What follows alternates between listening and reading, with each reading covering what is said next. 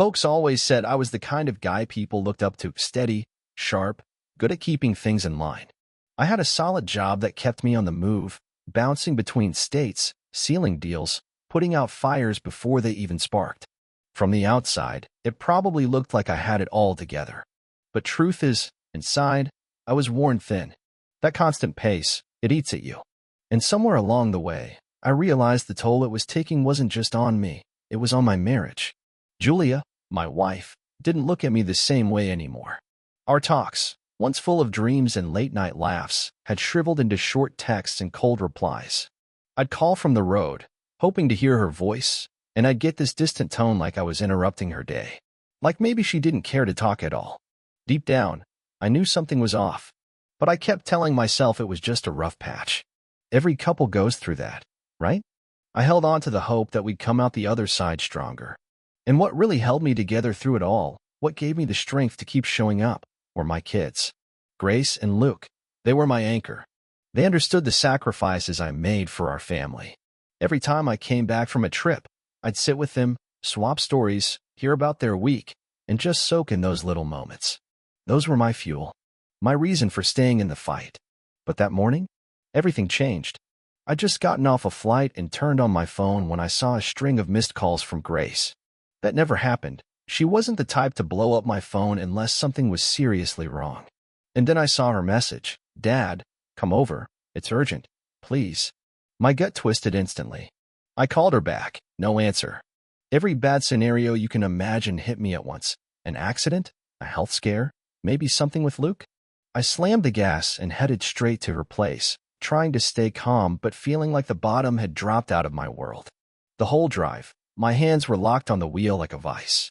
My mind was racing, replaying every recent convo with Grace, every shift in Luke's mood, every quiet moment with Julia that suddenly felt like a warning sign.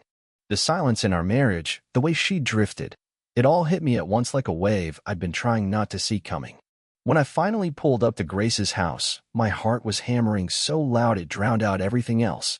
I ran to the door, and there she was, face pale, eyes red like she'd been crying for hours. She didn't speak, just took my hand and led me inside. Luke was already on the couch, knees bouncing, hands shaking. He looked like he'd seen a ghost. The air in that room was so thick, you could feel the weight of whatever was about to be said pressing down on all of us. I braced myself, sat down, and asked, "What's going on?" Nobody answered right away. Grace looked at Luke. He looked at her. And then, finally, he rubbed his face, straightened up, and said it, soft, but heavy. "Dad, there's something serious you need to know." Right then, I knew this wasn't just another rough patch. Whatever came next was going to change everything. "I'm listening." That's all I managed to say. Just 2 words. But the air in the room? It got so thick, I could barely breathe. Grace looked down. Her lips trembled slightly, and she closed her eyes like she was trying to hold something back, maybe tears, maybe rage. And when she finally looked up at me, her eyes were glassy. Whatever she was about to say, it was going to cut deep. Luke sat there stiff as stone, then took a breath so sharp it sounded like it hurt. He glanced at his sister, quick, like he was checking if she still wanted to go through with it. Then he leaned forward and started talking. His voice cracked at first, but then it steadied into something solid, like he'd been carrying this weight for a while now. Maybe days, maybe longer. He told me it all began with little things. Subtle stuff, easy to brush off if you weren't paying close attention. But Luke? He saw the patterns. Noticed how Julia, my wife, had started slipping out of the house at odd hours. Times that didn't line up with her usual routine. She'd say she was running to the grocery store, but she'd be gone far longer than necessary. Or she'd claim she was visiting a friend, only for them to find out that friend was either out of town or had no idea Julia was supposed to stop by. Then came the sudden makeover. New clothes, different perfume, makeup when there was no occasion. She'd gone from comfy jeans and no-fuss days to looking like she was stepping into a photo shoot every time she walked out the door. And this wasn't a once-in-a-while thing. It was all the time. Consistent.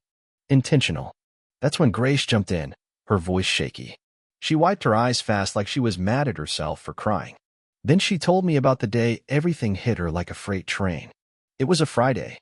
Julia had said she was heading to the salon, nothing unusual about that. But Grace said something just didn't sit right. couldn't explain it, but her gut told her something was off. So she followed her. She didn't have a plan. She wasn't even sure what she was hoping or dreading to find. But she tailed her quietly, trying to stay hidden, her hands gripping the steering wheel like her life depended on it. Julia didn't go to her usual salon. Instead, she ended up in a completely different part of town, one that had nothing to do with haircuts or highlights. Grace described sitting in her car, parked down the street, when a tall, sharply dressed man walked up to Julia's car. He looked like he belonged in a suit catalog, confident, polished, too comfortable with her. And the way they hugged? The way he kissed her cheek and looked around before walking into a restaurant with her? There was no doubt. Grace didn't move, didn't cry, didn't speak. Just sat there with sweaty palms and a stomach twisted in knots, wondering if she should burst in and confront them, or just pretend she hadn't seen it. She went home instead, locked herself in her room, and cried. Days passed before she could even bring herself to speak about it. When she finally told Luke, his reaction was instant. No hesitation. He grabbed his keys and said he needed to see it for himself. And he didn't have to wait long. Just 2 days later, he caught Julia again. Same routine. Different place. Same man. Tall guy, fancy jacket, well-kept hair. Name was Austin. That's when they decided this wasn't some passing mistake. It was something else, something deliberate. And instead of coming to me right away, they started digging. They went online, found Austin's social media profiles, figured out where he worked, what he did, who he knew. Single guy, worked in sales, looked like he never spent a weekend indoors. Always out, always posting, living like nothing could touch him. But the kids weren't done. If they couldn't stop it, they were sure as hell going to disrupt it. They made fake profiles. Started sending anonymous messages to him, nothing threatening, but just enough to rattle the guy. Photos of him with Julia, taken from a distance. Messages like, you know she's married, right? Or, we're watching you. They even showed up in places where they knew Julia and Austin might be. Just stood there. Didn't say a word. Just made sure they were seen. They weren't out to blow it up in public. They just wanted him to know he wasn't as invisible as he thought. As they told me all this, I just sat there. I didn't interrupt. Didn't cry. Didn't move. My mind was racing, heart pounding. This wasn't a misunderstanding. This wasn't some midlife crisis moment. My wife, my partner, was living a double life. And my kids had been the ones to find out. To protect me. To shield me. I leaned back in that chair, folded my arms across my chest, and took a breath that felt like it scraped my insides raw. Keep going, I said. My voice didn't shake. But inside, I was cracking wide open. What my kids did next, I'll never forget it. They turned it into a kind of mind game. A slow, silent pressure cooker. And for a while, it worked. Julia started acting different, more anxious, more jumpy. She'd glance over her shoulder every time she walked through a room. Her phone was glued to her, but she'd step outside just to take a call, even if it was freezing cold out. She was moving like someone who knew the walls were closing in. But then something shifted. Grace and Luke said the more they watched her squirm, the more it backfired. Instead of backing off from her affair, Julia seemed to lean deeper into it. She got bolder, not sloppier. More reckless, but somehow more distant. Like every ounce of guilt just hardened into defiance. And that, Grace told me, was the gut punch. That's when they realized they weren't in control anymore.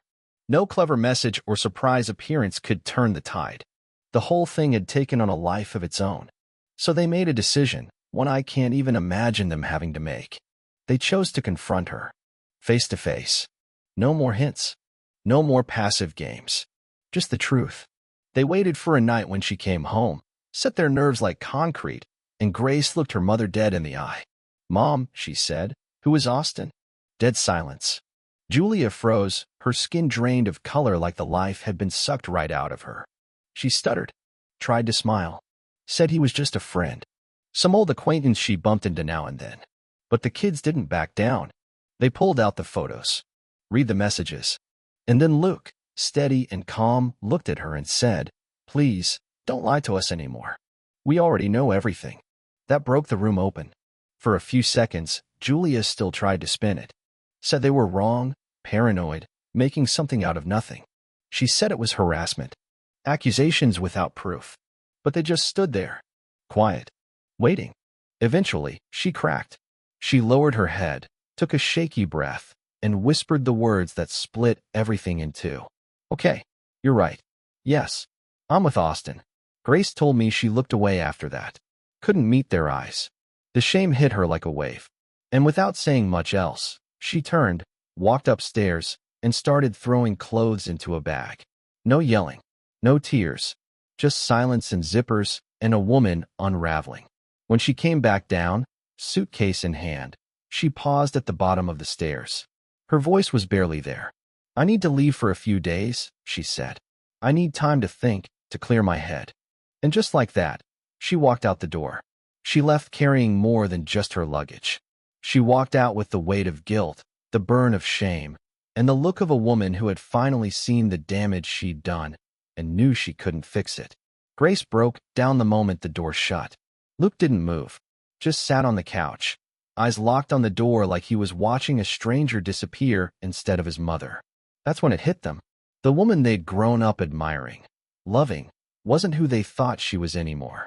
And in that moment, they knew this secret couldn't stay hidden any longer. No more protecting me. They knew I had to hear the truth, even if it shattered everything. I sat there in silence, barely blinking. My kids had just laid my whole world bare, and all I could do was try to breathe through it. Everything they told me, it was too much, too fast. My hands were damp, my heart beat out of rhythm, like my body was trying to process the kind of truth you never think you'll hear. Part of me still wanted to believe there had to be some mistake. Maybe they got it wrong. Maybe they misunderstood something. But I knew better. The more I let their words settle, the more everything clicked into place. Every moment that fell off over the last few months. The cold text messages, the vague excuses, the sudden, constant absences. Her eyes that wouldn't meet mine when I came home from work. The way she always seemed to be rushing somewhere else, anywhere else.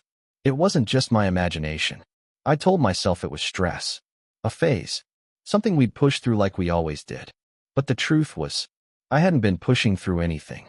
I'd been walking blind, hoping that if I ignored the cracks, the foundation wouldn't fall apart.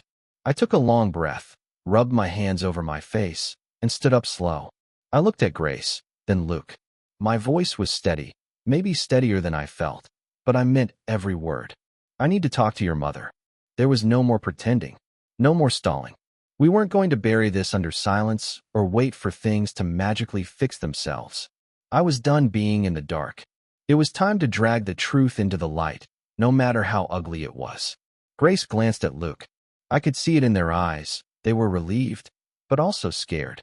Because once you open that door, you can't close it again. We all knew that. I picked up my phone and dialed her number. She answered on the third ring. Hello. Her voice was tight, hesitant, not like someone answering a casual call from her husband, more like someone bracing for a storm they saw coming. We need to talk, I said. I need you to come home. Now. There was a pause, long enough that I could hear her breath catch. Then, she tried to play it off, asked what this was about, if everything was all right. Just come, I told her. Please. It's important. I hung up, and then we waited. Minutes felt like hours. Grace couldn't sit still, pacing from one end of the living room to the other like the walls were closing in. Luke stayed frozen on the couch, staring at a spot on the floor like maybe it held some answer he hadn't found yet. Me? I just sat there, quiet. Not angry, not yelling, just hollow, like someone had opened me up and scraped everything out. It wasn't rage burning in my chest, it was disappointment. Bone-deep disappointment. That's the thing about betrayal. It's not always loud. Sometimes it's a quiet ache, a weight that presses on your chest and makes it hard to breathe.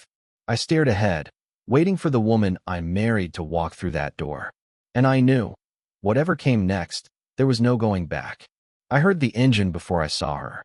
That familiar hum of her car pulling up sent a jolt through my chest, like the countdown to something I didn't want but couldn't avoid. I stood up. I didn't move toward the window, didn't pace, didn't speak. I just waited. She sat in the driver's seat longer than usual, hands on the wheel, head bowed, probably trying to steady her breathing, probably running through excuses, words, justifications, trying to come up with something that would soften what was already carved into stone. But there was no softening this. She knew it. I knew it. When the door finally opened, I didn't even have to turn around. I could feel the air shift the second she stepped inside.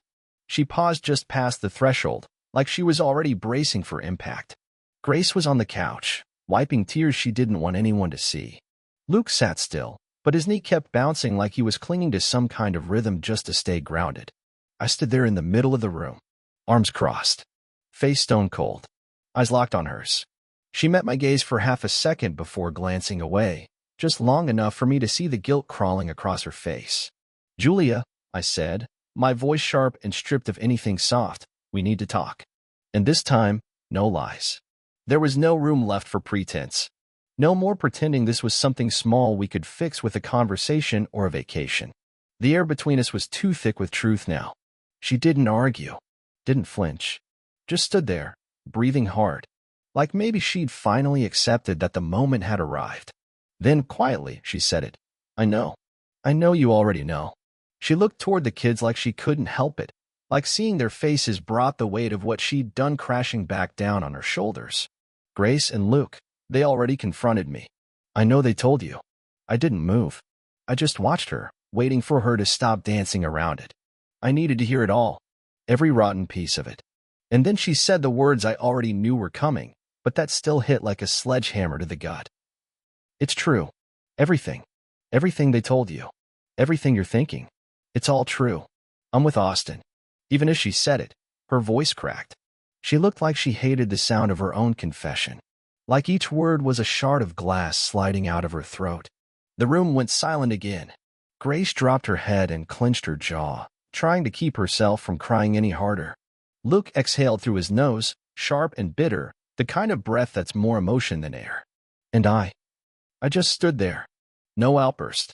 No fury. Just this heavy, pressing stillness inside me that felt like it was going to break my ribs from the inside out. Julia tried to speak again, tried to scramble for something, anything that might make the damage feel smaller. "I didn't want this. I got lost, James. I don't even know when it started happening. I just—" She stopped herself, finally realizing that no excuse on earth was going to clean up the wreckage. Her voice dropped, small and broken. "I ruined everything."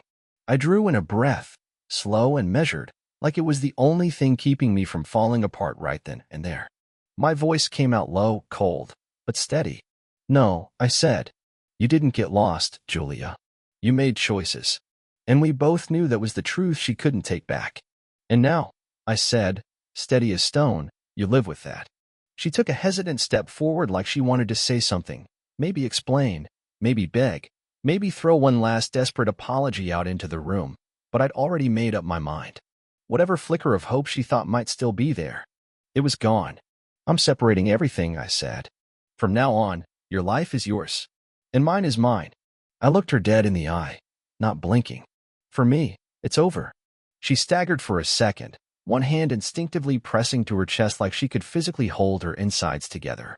Her voice came out breathless, cracking under the weight of everything she'd done. "Please, James, no, not like this. Don't just throw away everything we built, our history, just like that." But I cut her off before she could even finish. "I didn't throw it away," I said, sharp and final. "You did." She stood there frozen. I took one slow breath, felt the anger settle into something colder, cleaner. "I'm just finishing what you already destroyed. And you know what? It's okay. You're free now." I turned and walked upstairs, not to pack my things, but to make it real. To clear her out of my life, one drawer at a time. I threw open the closet, reached in, and started ripping out hangers by the armful. Dresses, jackets, everything she owned.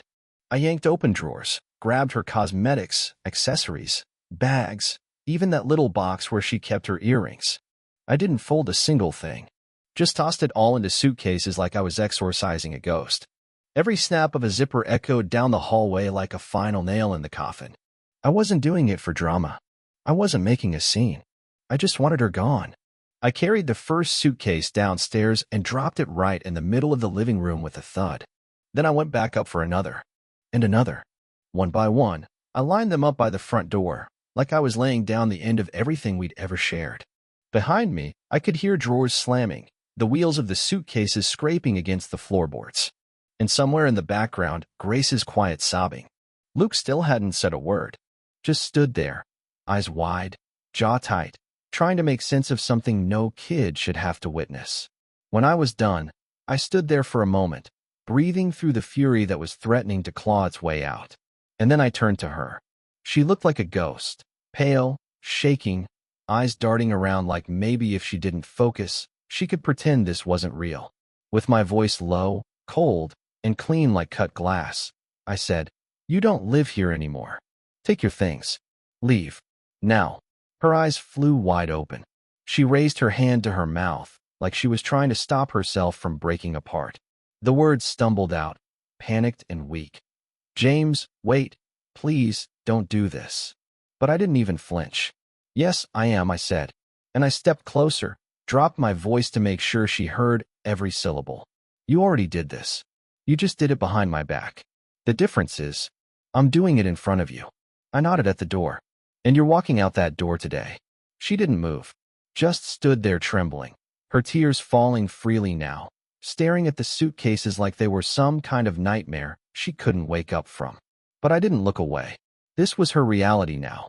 Once she chose, and I wasn't going to carry the weight of it for her anymore. Grace couldn't hold it in anymore.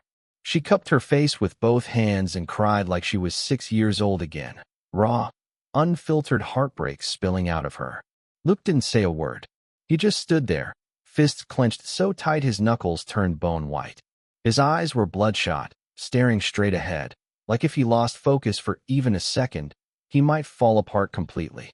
I walked to the front door. Didn't hesitate. I opened it wide and started dragging the suitcases outside, one by one. Didn't say anything. Didn't look back. And when the last one hit the concrete, I turned my head just enough and said the words that sealed it all. "From now on, you're no longer part of this house. Leave." She gasped, like I'd ripped the air straight from her lungs.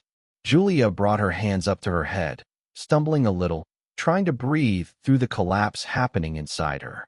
But it was too late. She knew it. There was no coming back from this. She didn't argue, didn't scream. She just grabbed the handles of the suitcases and started dragging them toward the curb. No goodbyes. No final glance. She didn't even try to look at the kids. Didn't dare look at me.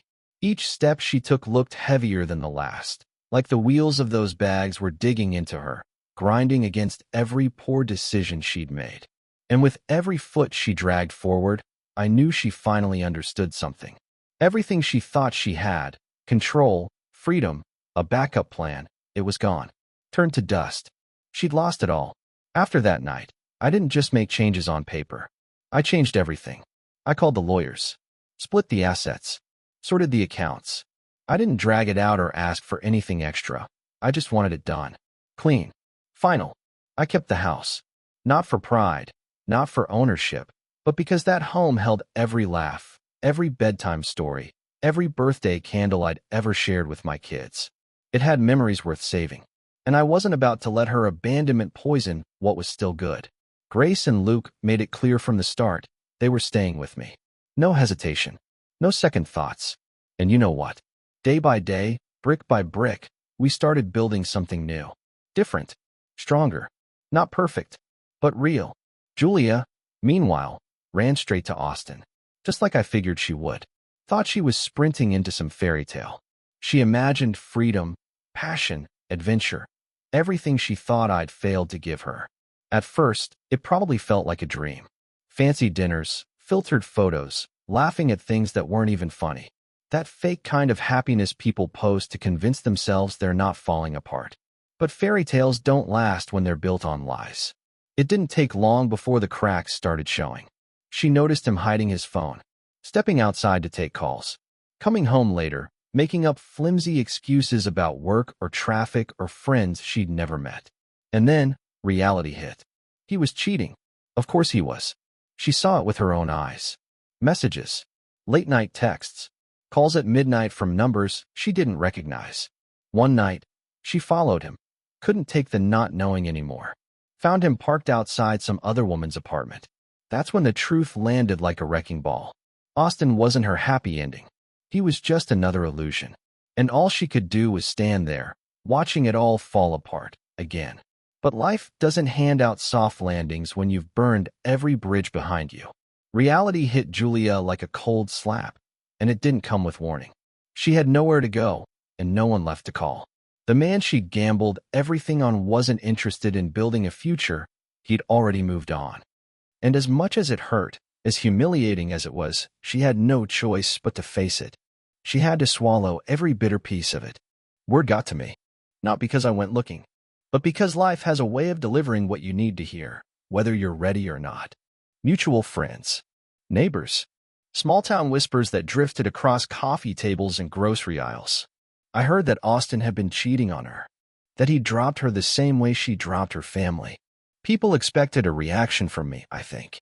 But I didn't gloat, didn't smile, didn't shake my head and say I told you so. I just stayed quiet. Because what was there to say?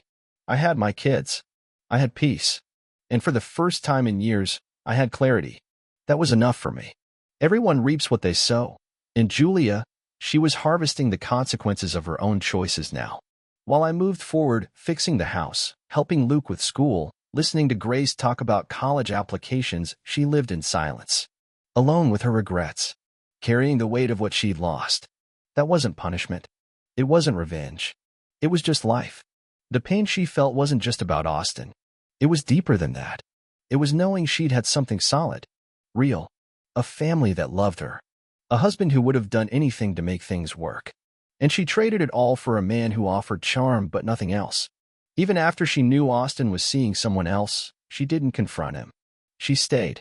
Because pretending was easier than facing the truth. Admitting what she'd done meant accepting that no one was coming to save her. That every door she once walked through with confidence was now closed. And the worst part? She held the key. She just didn't know what to do with it anymore.